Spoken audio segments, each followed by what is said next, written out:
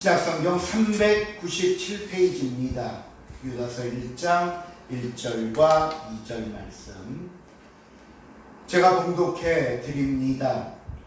예수 그리스도의 종이요 야고보의 형제인 유다는 부르심을 받은 자 곧 하나님 아버지 안에서 사랑을 얻고 예수 그리스도를 위하여 지키심을 받은 자들에게 편지하노라.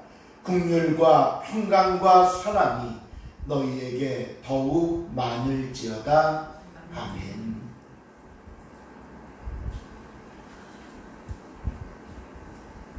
오늘부터 주일 오전 예배 시간을 통해 유다서의 말씀을 살펴보려고 합니다. 이 유다서는 한 장으로 이루어진 짧은 서신서인데요. 우리가 신약성경을 보시면 로마서부터 유다서까지를 서신서, 편지글이라고 말합니다. 그리고 나서 이것을 다시 둘로 나누면 로마서부터 빌레몬서까지 13권의 책을 바울서신이라고 부르는데, 이런 사도 바울이 쓴 편지로서 성경에 있는 책의 이름을 그 편지를 받는 교회의 이름을 따서 붙였습니다. 그래서 우리가 고린도전서 하면 사도 바울이 고린도 교회에 보낸 편지가 되는 것이고요. 에베소서 하면 사도 바울이 어느 교회? 에베소 교회에 보낸 편지다. 이렇게 기억을 하시면 됩니다. 다음 히브리서는 저자가 누구인지 분명하지 않습니다. 그래서 학자들에 따라 바울이라고 주장하면 바울 서신에 넣기도 하고, 다른 사람이라고 주장하면 바울 서신에서 빼기도 합니다. 그리고 나서 이제 야고보서부터 오늘 본문 유다서까지를 일반 서신이라고 부르는데, 이 서신서의 책은 편지를 쓴 사람의 이름을 책의 이름으로 했습니다. 아까 바울 서신은 받는 교회를 이름으로 했고, 일반 서신은 편지를 쓰는 사람을 책의 이름으로 했다. 그래서 오늘 유다서라고 나왔으니까 이 유다서라는 편지를 쓴 저자는 당연히 유다가 쓴 서신서다 라고 기억을 하면 됩니다. 자, 그렇다면 어떤 유다가 쓴 걸까요? 제가 이렇게 질문을 드리는 이유는 당시 유다라는 이름이 아주 흔한 이름이었습니다. 하지만 우리가 이 유다라는 이름을 들을 때 가장 먼저 떠오르는 인물이 있죠. 성경 안에서. 예수님을 판 가룟 유다입니다. 그러면 물론 가룟 유다도 예수님을 팔기는 했지만 제자였으니까, 그럼 유다서는 가룟 유다가 쓴 것인가? 오늘 보면 1절을 보시면요, 이 저자인 유다에 대한 정보가 있습니다.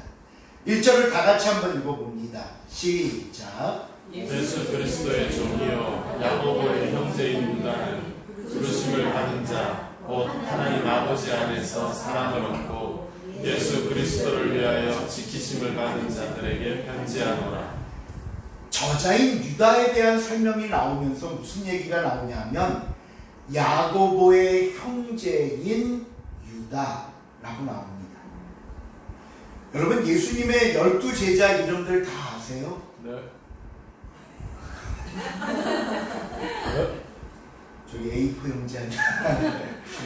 12제자들을 보면요, 유다라는 이름을 가진 제자가 2명이 있습니다.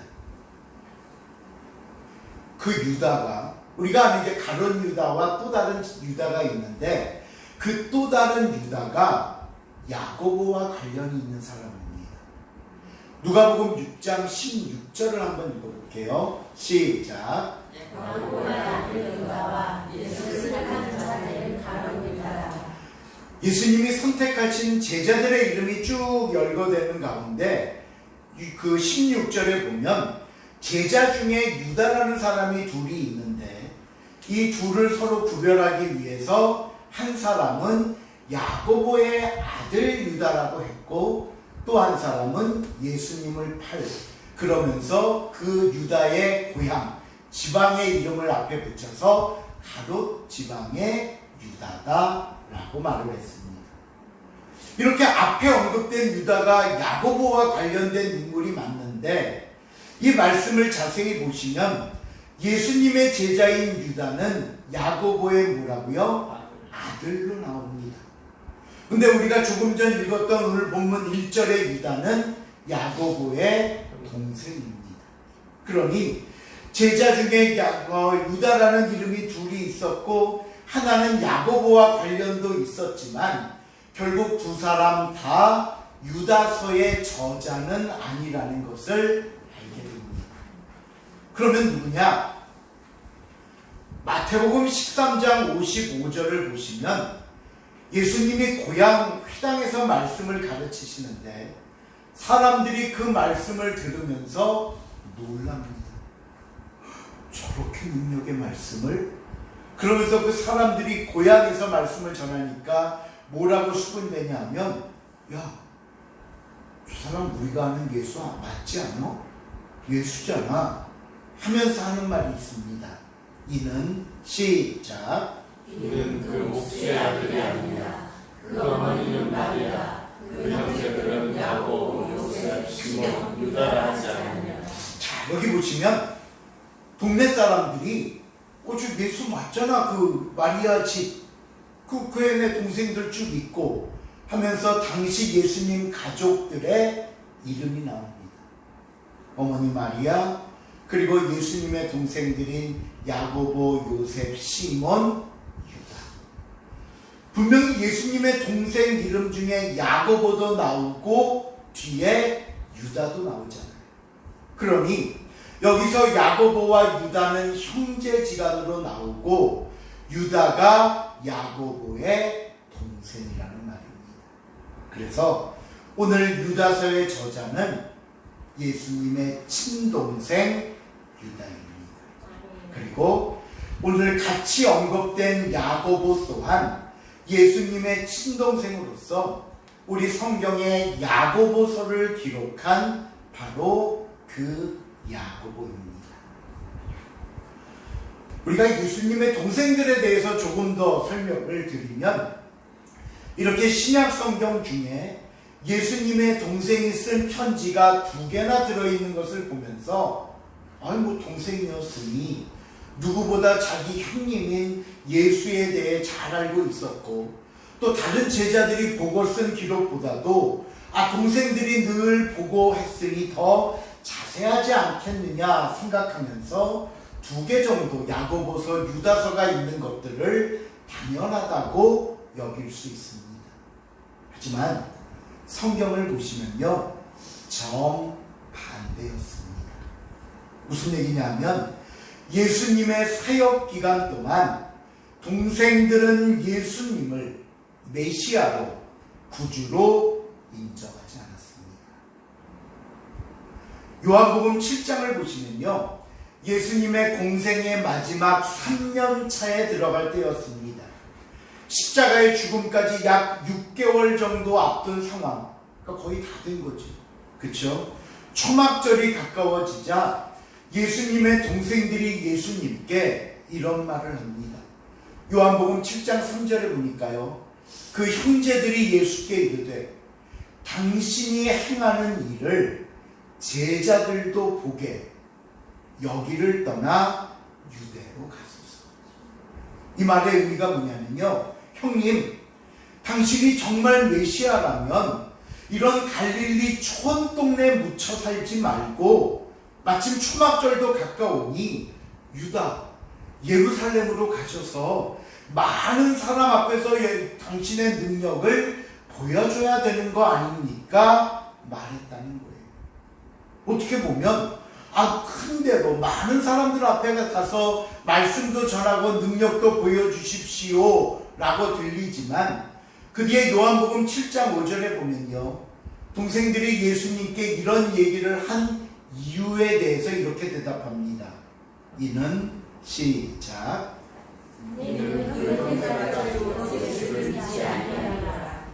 형님인 예수님을 구주로 믿었다거나 예수님의 능력이 자랑스러워서 기왕이면 좀 많은 사람 앞에서 넓은 곳에 가셔서 하셔야 되지 않습니까? 안타까워한 말이 아니라 믿지 않았기에, 예수를 구주로 인정하지 않았기에 비아냥거리면서 조롱의 말투로 했던 이야기입니다.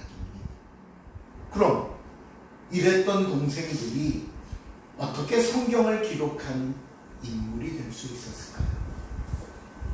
정확한 기록은 없지만 학자들은 예수님의 부활을 목격하고 심령의 변화가 오지 않았겠는가 이야기합니다. 예수님의 말씀대로 사흘 만에 다시 살아나심을 보고는 그동안 예수님의 말씀, 그동안 많은 사람들 앞에서 행했던 그 모든 이적들이 참이었구나, 진리였구나 깨닫고 나서는 결국 형님인 예수를 메시아로 인정하고 구주로 믿게 되었다는 겁니다. 그리고 그 후로 동생들은 열심히 예수님의 말씀에 순종했습니다.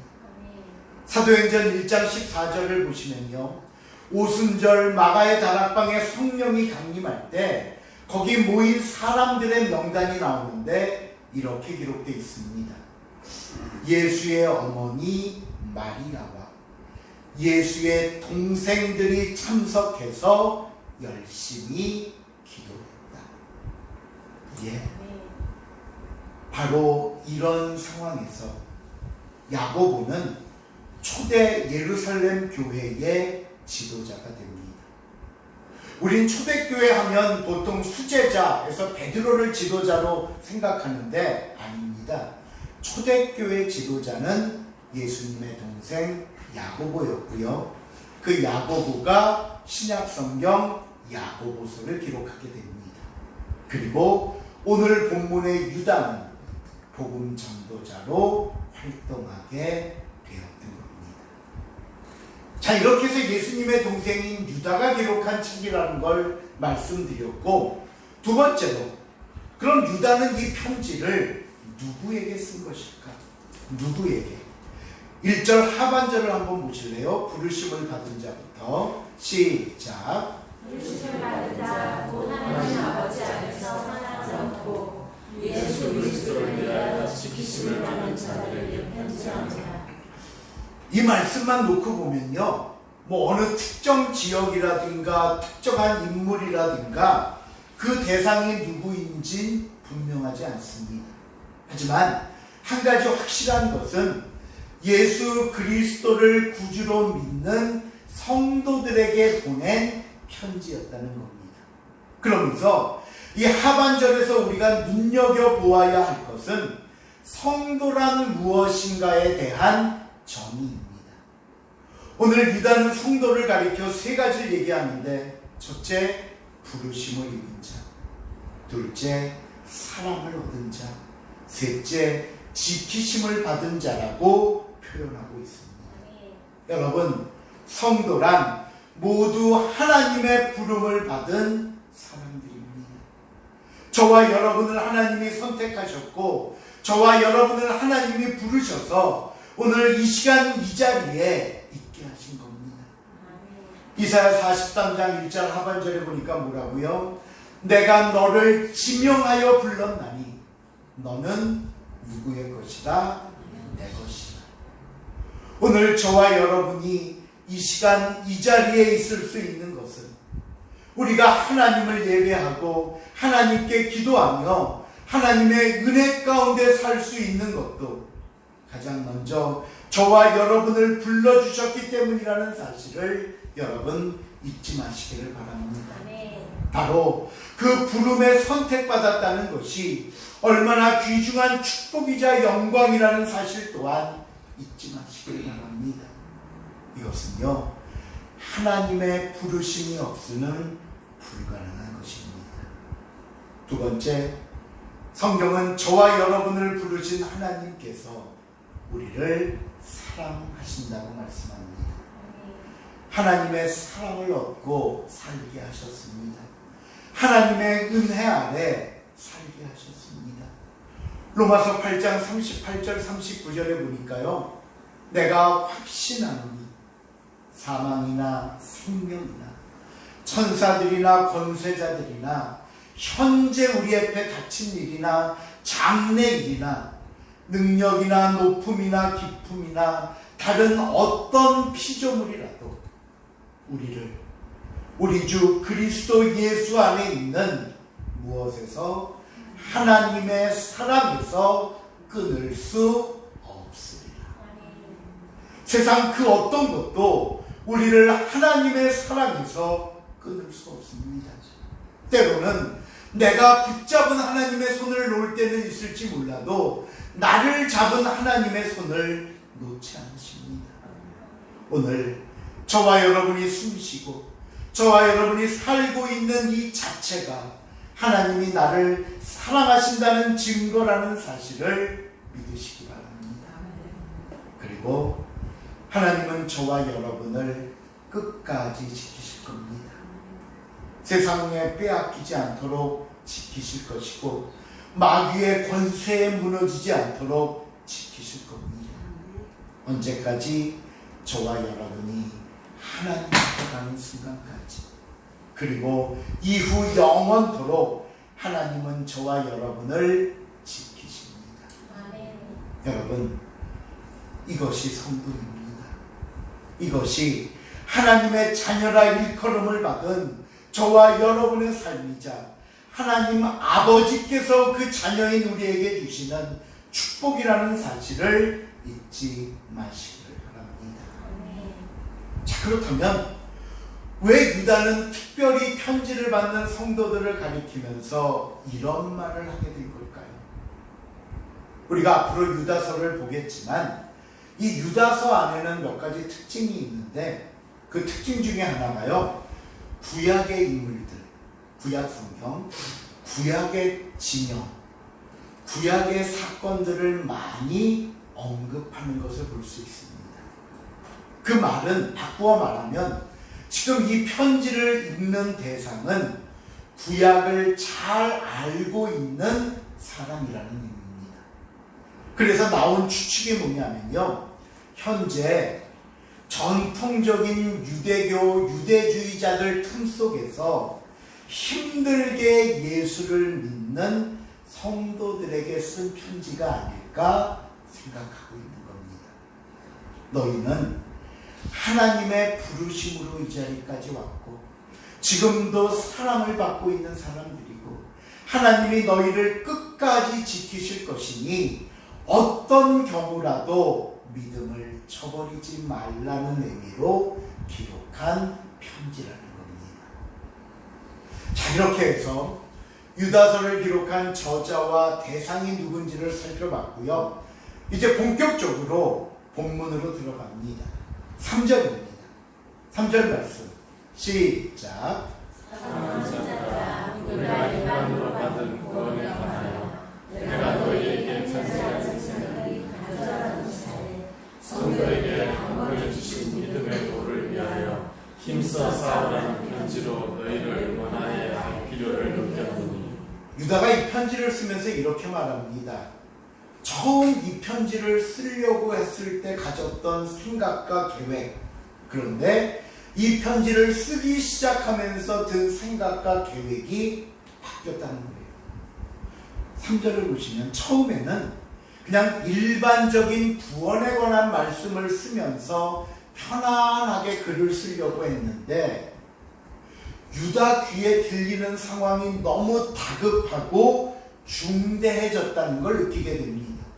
그래서 당시 이 편지를 받은 성도들이 유대교 틀 안에 있었다 그랬잖아요. 그러니까 유대교들, 특별히 율법주의자들의 공격이 계속되었고 그들이 볼 때는 기독교를 믿는다는 건 변질됐다는 거잖아요. 또 외부로부터 밀려오는 잘못된 사상과 교리들이 성도들의 구원을 무너뜨리고 있었습니다. 그래서 유다는 처음에 쓰려고 했던 편지의 계획과 내용을 바꿔서 힘써 싸우라는 글로 시작하면서 지금부터 내가 쓰는 말이, 이 글이 얼마나 중요하고 또 얼마나 심각한 것인가를 다시 한번 강조하는 내용입니다. 그러면 누가 어떤 방법으로 교회를 어지럽히고 있는 걸까요? 그 대답이 4절에 나옵니다. 4절 말씀 시작. 가만히 두어 사는 것이 있습니다.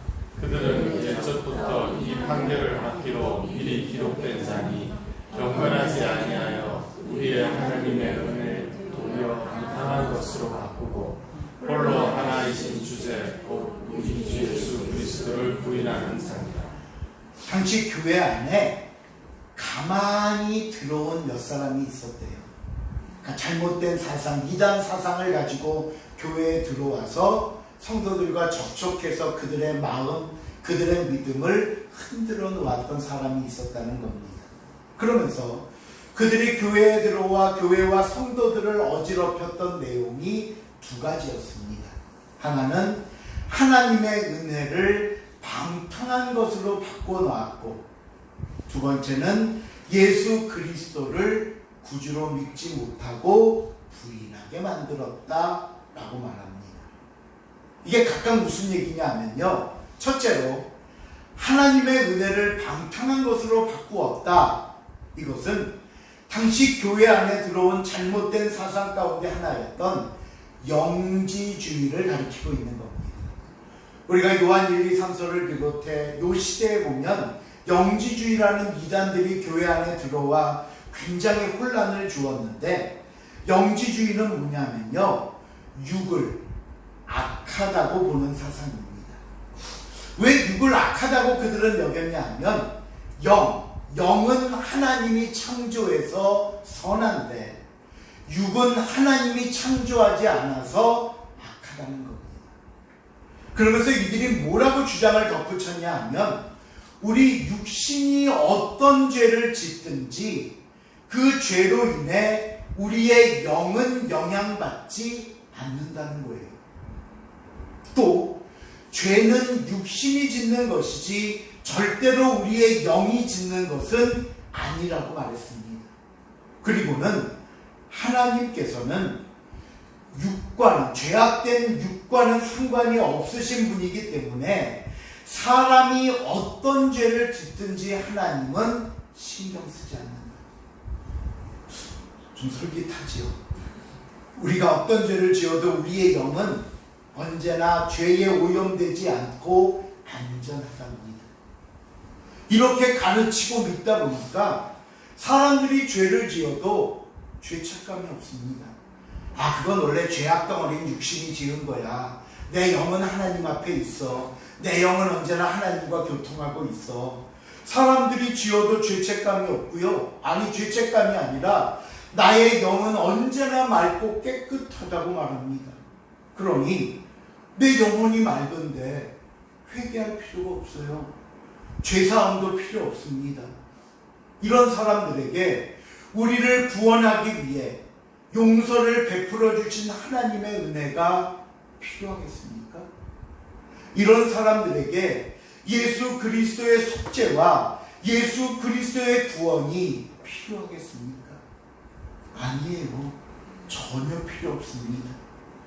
그래서 성경은 이것을 가리켜 우리를 구원하기 위해 예수님을 보내주시고 십자가에 매달렸던 하나님의 은혜를 도리어 방탕한 것으로 바꾸었다 말하는 겁니다. 두 번째, 이들의 잘못된 사상은 예수 그리스도를 부인합니다. 앞에서 이들은 육신은 악하다고 했습니다.